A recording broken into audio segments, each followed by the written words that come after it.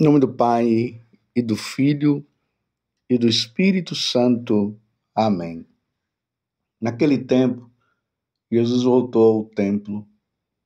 Enquanto ensinava, os sumos sacerdotes e os anciãos do povo aproximaram-se dele e perguntaram: Com que autoridade fazes estas coisas? Quem te deu tal autoridade? Jesus respondeu-lhes: Também eu vos farei uma pergunta. Se vós me responderdes, também eu vos direi com que autoridade faço estas coisas. De onde vinha o batismo de João? Do céu ou dos homens? Eles refletiram entre si.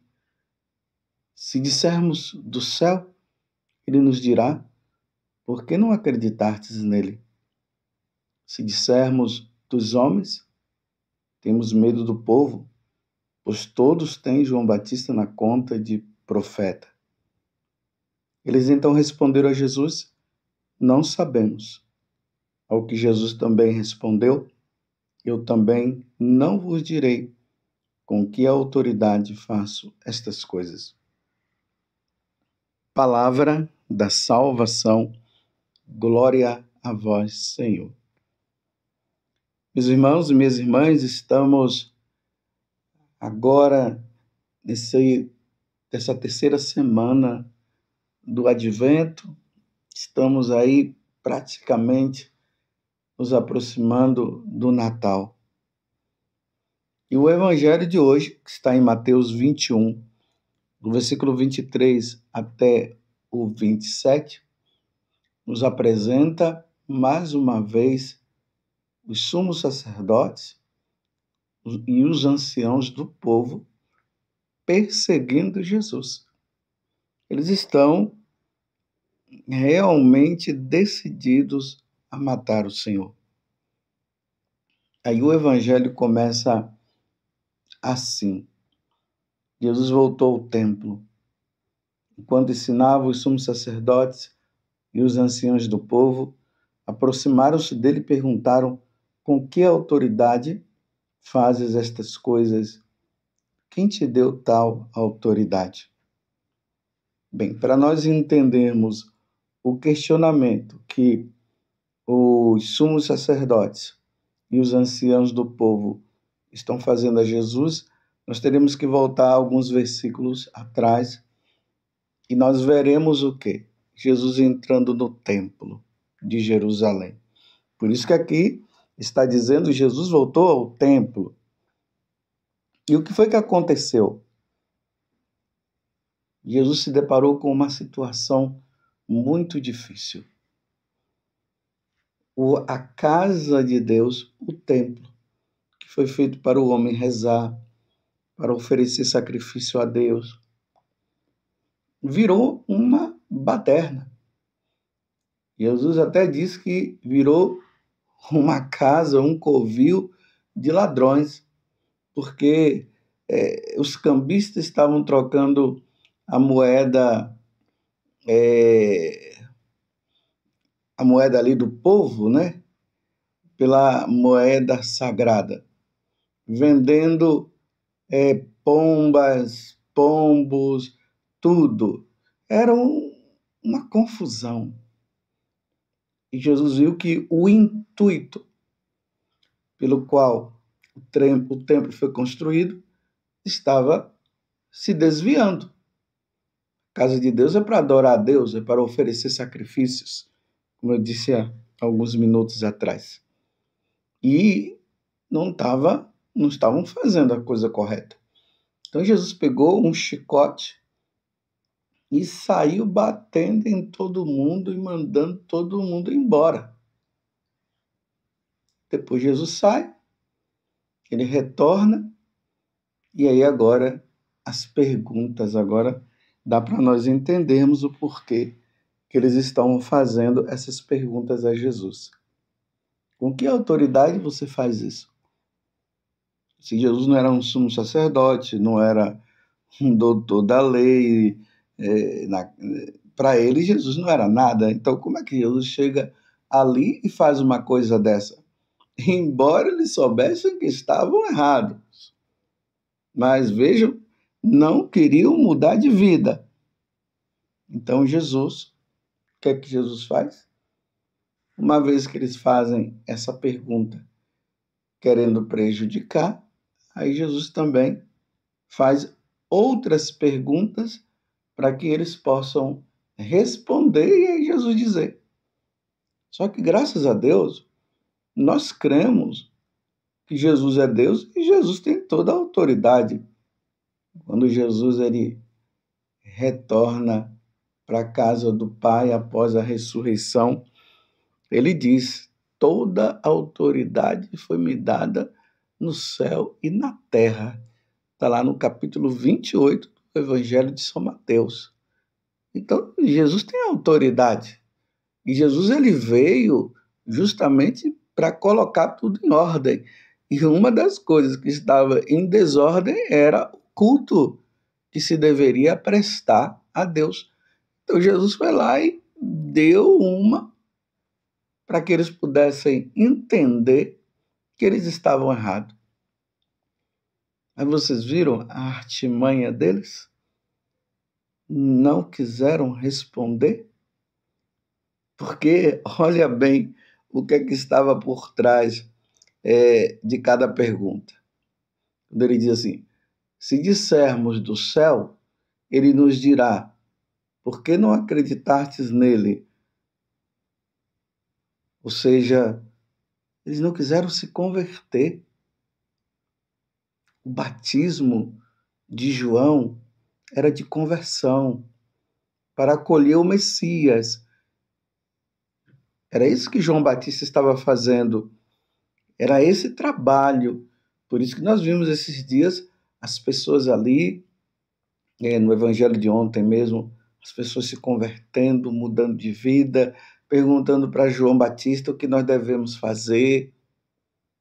Então, o reconhecimento de que João Batista, ele fazia tudo aquilo em nome de Deus, era a conversão que estava acontecendo nas pessoas. Mas vocês acham que eles queriam se converter? Eles não queriam acolher Jesus como Messias. Então, o que é que eles fizeram? Boca calada. Não responderam.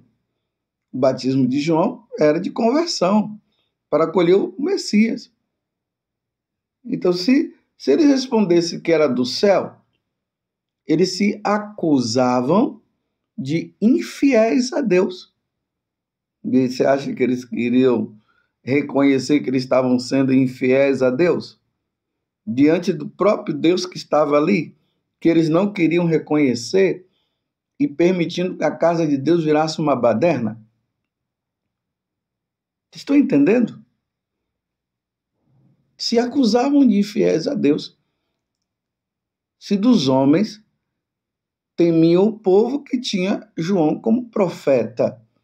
Então, eles também não queriam se posicionar diante dessa atitude, porque o povo temia João como profeta, e eles não queriam se comprometer dando resposta, porque, na verdade, eles não queriam se abrir à salvação que Jesus estava dando. Eu vou repetir de novo. Diante da pergunta que Jesus fez, eles se questionaram e eles sabiam muito bem a resposta. O batismo de João era de conversão para acolher o Messias. Se respondessem do céu, se acusavam de infiéis a Deus. Se dos homens temiam o povo que tinha João como profeta. Então eles não se comprometem com nenhuma das respostas, não se abrem à salvação, que unicamente interessava a Jesus, que também nada responde aos corações inteiramente surdos deles, os olhos surdos, o coração fechado. Então, Jesus também não quis dar a resposta para eles, porque Jesus não viu abertura por parte dele. Eles não queriam mudar de vida.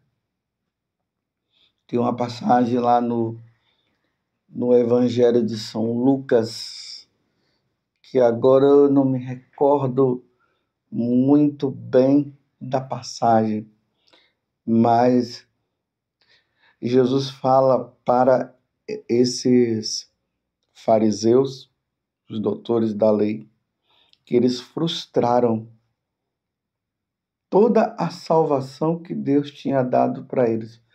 Eles frustraram, eles não abriram o coração. Meus irmãos, vamos abrir o nosso coração.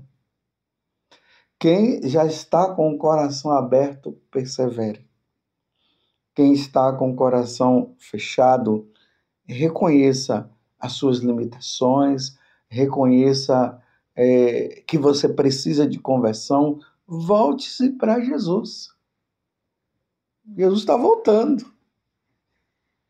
E a única coisa que Jesus quer nos encontrar é convertidos, é com a vida mudada. Não vamos entrar na onda desses anciãos e desses sumos sacerdotes. Estavam ali diante de Jesus. Era só eles se ajoelharem e dizerem: Senhor, eu me arrependo, realmente eu reconheço, nós estamos errados, nós nos desviamos. Era para nós estarmos orientando o povo, para que o povo pudesse caminhar para Deus, e nós os desviamos. Até a casa de Deus virou um covil de ladrão, como o Senhor disse, nós reconhecemos. E aqui estamos, Senhor, pedimos perdão. Mas não. Sempre ali, eles tentando pegar Jesus, não reconhecendo as suas faltas, não reconhecendo que eles precisavam realmente mudar as suas atitudes, porque o que eles queriam era matar Jesus. Eles não acreditavam que Jesus é Deus. Eles não acreditavam. E é assim, meus irmãos, infelizmente, no mundo de hoje, nós nos deparamos com essa situação. As pessoas não querem mudar de vida e aí ficam usando subterfúgios para não mudar. Que o padre fulano de tal, ele é isso, é que a freira é aquilo, que a igreja é corrupta. E vão colocando situações, meu Deus é misericórdia, aqueles que acreditam, mas não querem mudar, aí diz que Deus é misericórdia, que Deus não é preconceituoso, e aí esse que Deus é misericórdia e Deus não é preconceituoso, é uma justificativa para continuar no erro, para não mudar. E Jesus veio para que nós mudássemos de vida. Foi isso que ele falou para aquela mulher adúltera que está no capítulo 8 do Evangelho de São João. Mulher, ninguém te condenou? Não, Senhor, ninguém me condenou, porque vocês lembram? Os fariseus levaram aquela mulher, a mulher que foi vista adulterando, e a mulher que adulterasse tinha que ser apedrejada até a morte. Então levam ela para Jesus, porque eles também estavam querendo pegar, que são os fariseus. Então, como a lei dizia que aquela mulher deveria ser morta, eles foram ver se Jesus ia ficar com a lei ou não. E aí Jesus disse: aquele que não tiver pecado, atire a primeira pedra. E ele disse que um foi um atrás do outro. Quem estava com a pedra na mão jogou no chão e foi embora de mansinho, porque eles sabiam também que eles cometiam grandes pecados. E aí Jesus olhou para a mulher e disse: mulher, ninguém te condenou? Não. Olha, aí ele disse, eu também não te condeno. Vai em paz, porém, não peques mais. Ou seja, se converta, mude de vida. Tem muita gente justificando, usando esse evangelho para justificar a misericórdia de Deus, porque Jesus não condenou aquela mulher. Sim, Jesus não condenou aquela mulher para que ela mudasse de vida. Porém, ele disse, vá e não peques mais. Então, quem vive justificando os seus pecados e, em vez de reconhecer que é pecador e que precisa mudar de vida e que tem um coração duro e precisa que esse coração amoleça, então deveria buscar um sacerdote, receber o sacramento do perdão, não ficam aí justificando, ficando no pecado, fechando o coração. E Jesus está voltando. Não somente Jesus está voltando, nós não sabemos o dia nem a hora, mas Jesus está vindo buscar dia após dia as pessoas. Então Deus, Jesus, quando ele vier nos buscar individualmente, que pode ser dessas duas formas, tanto na sua glória, quando as trombetas tocarem, o céu se abrir, ele vier na sua glória e todos os olhos o verão, ou no dia a dia. Por exemplo, aí na rua que você está morando, será que morreu alguém essa semana? Esses dias agora, aí no bairro? Você ouviu alguma notícia de morte de alguém? Então, essas pessoas que foram, elas estavam com o coração aberto para Jesus, elas foram na graça ou na desgraça, elas foram no pecado mortal ou estavam em graça de Deus? Não façamos como esses sumos sacerdotes e esses doutores da lei que não queriam reconhecer a autoridade de Jesus, por isso estavam com o coração fechado e não queriam abrir o coração para nosso Senhor. Aguardemos, meus irmãos, o Senhor chegar batendo no peito, dizendo, piedade de mim, Senhor, misericórdia, tem misericórdia, tende misericórdia. É assim que nós voltamos, porque o resultado do pecado original na nossa vida é esse. Ficamos com essa vontade em nós enfraquecida, essa inteligência em nós obscurecida, são as consequências do pecado original, e nós precisamos nos apoiar em Deus numa conversão contínua, porque aquele que perseverar até o fim será salvo, e que Deus nos dê a graça da perseverança, porque Jesus está voltando, Jesus está nos chamando, Jesus nos quer todos no céu, é lá que Ele quer. Vamos nos preparar então para o Natal do Senhor. Estamos aí à beira do Natal, dessa comemoração, e vamos à manjedoura com o coração aberto, pedindo perdão e misericórdia ao Senhor. Mas caso Jesus venha antes deste Natal, porque nós não sabemos o dia nem a hora, pode ser que Ele venha, que o Senhor nos encontre numa vida conforme o que Ele quer, numa vida santa. É isso que Deus nos chama.